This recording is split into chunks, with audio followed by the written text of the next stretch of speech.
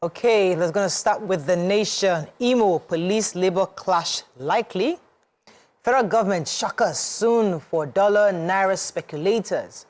Court strikes out Deputy Governor Aiyedatiwa's suit. And Senate goes tough on MDA's disrespect for resolutions. Okay, everybody's waiting for the Imo State elections coming up very quickly. The police and the Labour are possibly on a collision course in Imo State ahead of the Saturday governorship elections, as the police prepare to secure the state before and during and after the elections. Labour, on the other hand, have put together measures for a planned strike. So according to, they announced a strike according to them, to paralyze air travel in and out of Owoeye, the state capital, and electricity and fuel supply cuts to the state beginning today. The NLC and TUC said yesterday that the measures were their reactions to last week's attack on the NLC's President Joe Ajero and the state's alleged refusal to pay workers. Police sources said that the plans by Labour is nothing but sabotage, and it will not be tolerated in any way. The source explained that security would not fold its arm and allow anything to stop the elections and thereby create a constitutional crisis. You know what it means to prevent an election from being held to elect the governor of a state is a major constitutional crisis in a sub-national entity as Imo State. So we'll see how that, and I hope there's safety because both parties are not letting down. Imo State, Aiyedatiwa had gone to the court to get an injunction preventing the chief judge from setting up panel as required by the Constitution upon the request of the House of Assembly to investigate him. But at the hearing on the, October 13th, he had brought the application, but yesterday's hearing, his lawyers withdrew his application and the opposing counsel too did not oppose to that withdrawal. And so the court struck it out and asked them to, to maintain peace and adjourn the matter for further hearing. I'm hoping that this drama happening in Ondo State is stemmed at some point. It's just going on and on and on. It's turning on you. It has to stop at some point. So the presidency yesterday said that President Bola Ahmed Tinubu's administration is working on policies that will strengthen the Naira. The special advisor to the president on economic matters, Dr. Tokwe Fasua, was the one who disclosed it at the Cowries to Cash lecture launch that happened in Abuja yesterday. And he said that there's been a steady rise in the value of the Naira in the past few days, and this trend is expected to continue as a result of the policies being rolled out by the government. And said, while positing that the fall in the value of the currency of a country was a sign of conquest. And he says, when you want to destroy a country, the first thing you do is to, destroy their currency first. So he went ahead to also caution Nigerians that are hoarding the dollar, saying that the policies the government is going to roll out will shock all of them.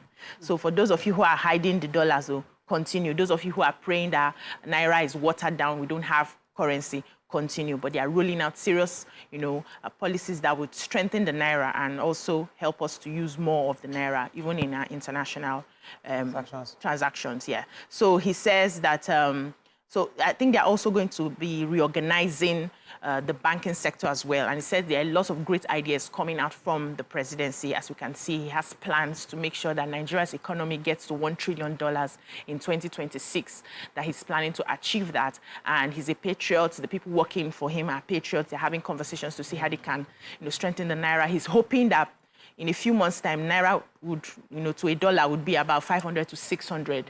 From what we're seeing so far. I don't know. I think it's gone down to 900 and something. I'm not sure. So far. Yeah. So strengthening. We'll see. Yeah. So at the national workshop on legislative compliance yesterday, that was organized in collaboration with Greenmount Consulting Limited, the Senate President, who was represented by the Deputy Senate President Barrow Jibrin, spoke on, the importance of paying attention to the resolutions, and compliance.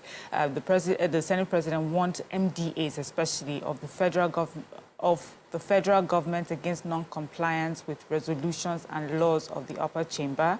The Senate President also stressed that the Senate is committed to upholding the rule of law, emphasized the importance of MDAs adhering to Senate resolutions. There were other speakers as well, other legislators who emphasized or highlighted different things, but really it's basically on compliance. You know, they stressed the need for senators to adhere to their own resolutions and responsibility of the Legislative Compliance Committee to do the needful, emphasized on the importance of working together with MDAs to improve the country's compliance with laws and resolutions. And also, Senator Oyebode harped on the critical role of Compliance Committee, urging its members to draw up an agenda to enhance the country's compliance with the laws. So this was just about the importance of, you know, following the Compliance Act by the Senate, by the Red Chamber. They punch. Off-season elections, crisis rocks peace meeting, NLC strike threatens Imo poll. Picture here of battle for Bayelsa, Jonathan Diri Sylvia canvas for votes. Certificate racketeering, Lagos Assembly probes LASU. Israel-Hamas Senate demands ceasefire, US rejects Gaza occupation. 5 jailed for sharing Osun ex-speaker's nude video. Nigerians lament as Canada suspends Abuja embassy operations. Over $700 million remains trapped in Nigeria, says foreign airlines. And NNPCL unveils new crude grade, ships 1.9 million barrels. Okay, so should I start? 5 jailed for circulating ex-speaker's nude video and obtaining 38 million from him. So they've been sentenced, these 5 men, for cyber stalking, defrauding the former Speaker of Osun State House of Assembly.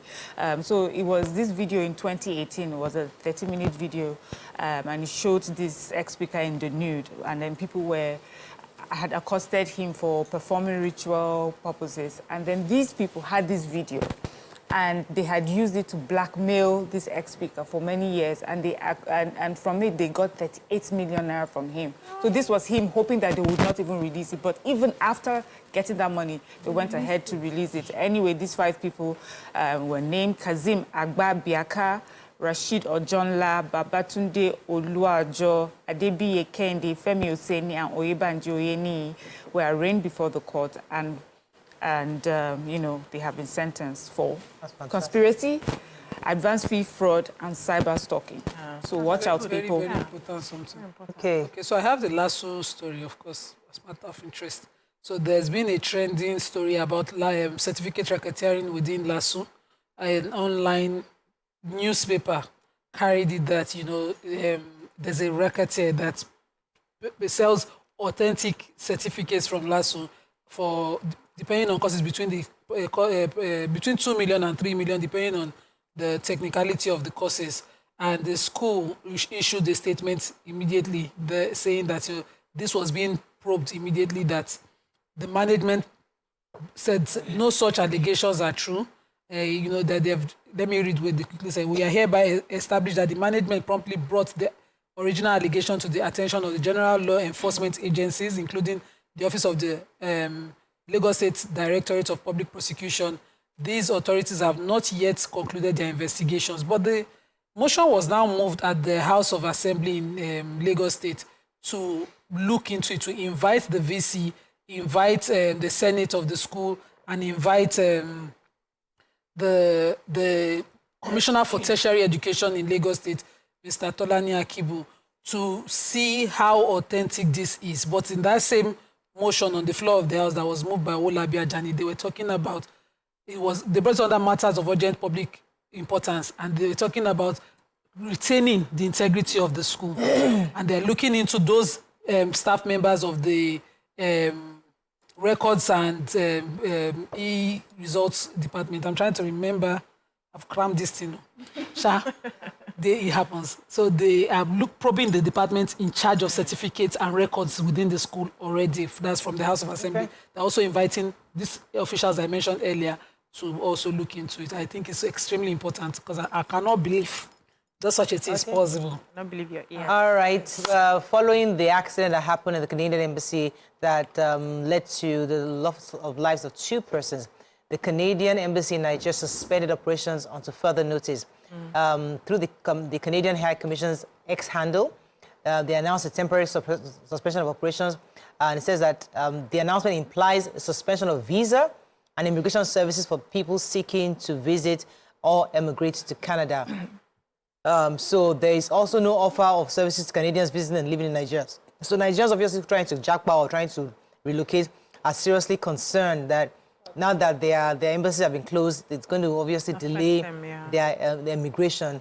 This is also following their announcement of the possible terrorism attacks. Remember, U.S. had issued a recent warning. Canada also gave similar warning to, says due to unpredictable security situation throughout this country and the significant risk of terrorism, crime, intercommunal clashes, armed attacks, and kidnapping, they're advising that their citizens should be warned and be paying attention to travel advisory across. So, yeah. Yeah, so our foreign airlines are saying that about 90% of their $783 million trapped fund have not been paid by the federal government.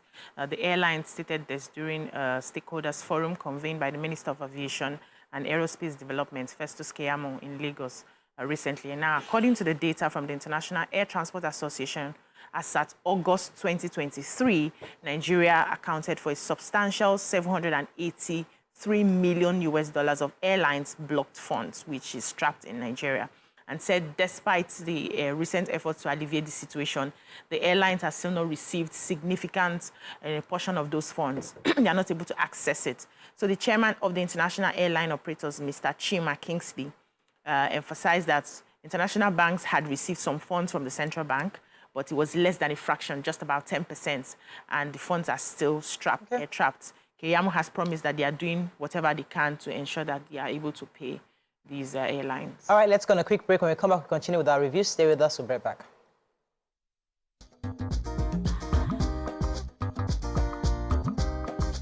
Stay tuned. Your View will be right back.